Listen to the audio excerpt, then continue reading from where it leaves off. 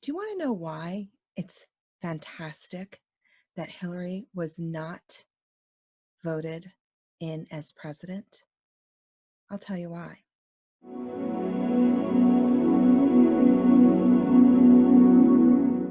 If Hillary were voted in as president when she and Trump were running, the feminine movement would have never happened.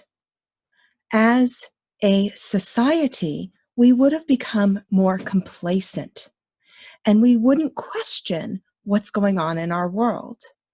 We would think we won and that everything that is happening is for the good of the country.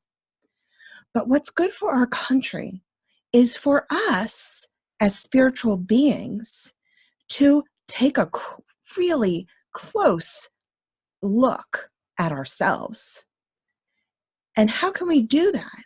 The best way is to have our shadow selves hit us in our face. And how does our shadow self hit us in our face? That would be Trump. He is the epitome of many of the spiritual community's shadow. And why is that? Because if you think Trump is not reflecting back your own shadow, then you're highly mistaken. And so I want you to take a look at that. We think that he's super judgmental and that he has so many bad things to say about other people, which is true. But if we are also saying bad things about him or the bad people who are doing this or that, that is our own shadow showing itself to us. I'm not saying that you shouldn't be an advocate or you shouldn't go out there and fight for what you believe in, but the energy of fight is exactly what our shadow is trying to show us. It's not about the fight. It is about us being clear on our own shadow selves and doing the work that's going to help us transition.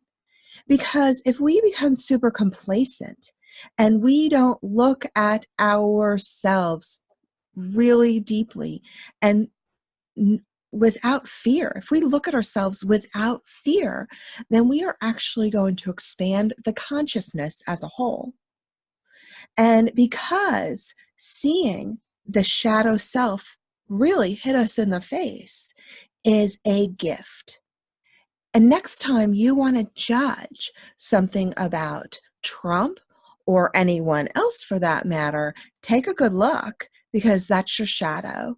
And ask yourself, why am I judging them? What is it within me that I'm projecting on them?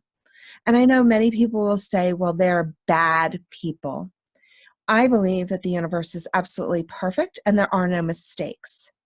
And here's another example of that.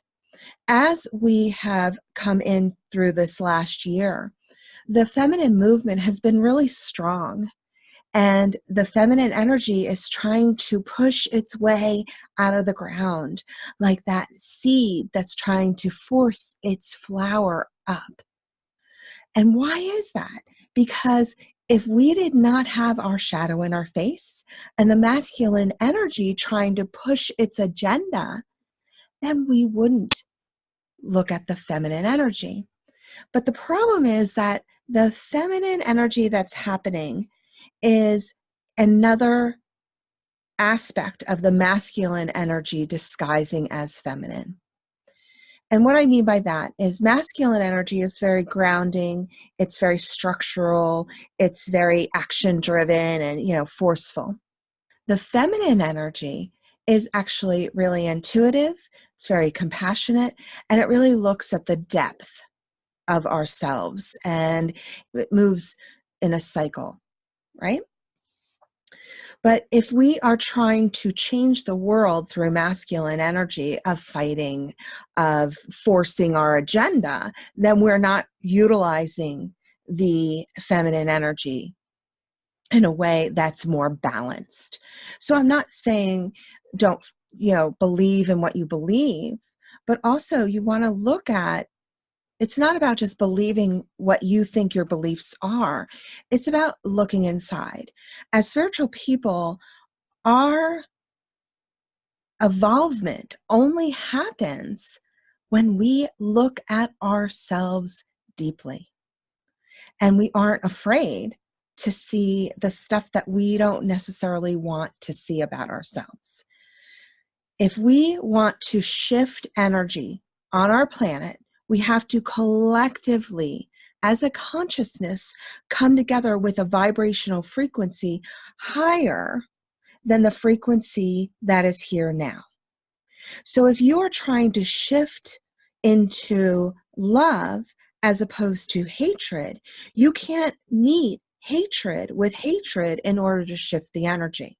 It will only just grow hatred. But if you bring in hatred and the energy of love and just notice that everything is perfect in the universe, it will start to dissipate the hatred more because love is stronger. And I don't mean like, well, I'll just love them, I'll just forgive them. No. You have to go inside and say, okay, what do I really hate about myself? What do I hate about that person that's showing itself to me, about me, so that I can look at my own shadow self? It's a depth. And as spiritual aspirants, you're ready to take charge of your own energy. And if you are interested in the feminine movement, let's say, your job is to look at your shadow of the fear of the masculine. As far as I'm concerned, the masculine energy is super important because you have to have a balance of both on this earth plane, which is why the earth plane is a dualistic energy system. Without the masculine, you're ungrounded, you don't get anything done. You just sit and go, la, la, la, I'm so happy, yay, yay. And you're in this state of non-movement. So if you really want to bring in the feminine energy and the masculine energy and let them work together in harmony, you're going to have a stronger vibrational frequency that's going to shift higher and higher.